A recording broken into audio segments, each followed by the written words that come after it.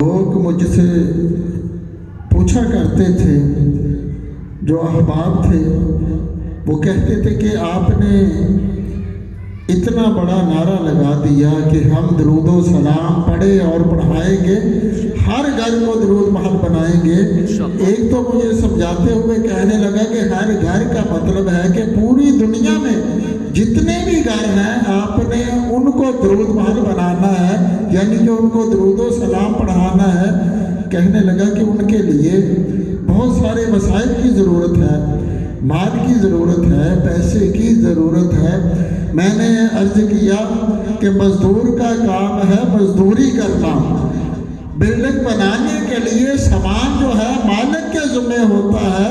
اگر مصطفیٰ کی نظر کرم سے یہ کام ہم کر رہے ہیں اور یقیناً یہ حضور کی بارگاہ سے کروایا جا رہا ہے تو ہم تو مزدور ہیں، ہم نے کام کرنا ہے، وسائل مہیا کرنے، اہل محبت کو پیدا کرنا، لوگوں کے دلوں کو پھیرنا، یہ میرے مصطفیٰ کا کام ہے۔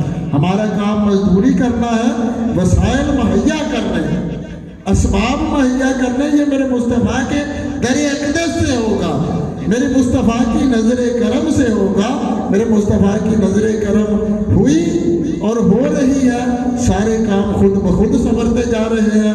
ہر طرف جدھر جاتے ہیں سارے کا سارا علاقہ درود و سلام والا بن جاتا ہے۔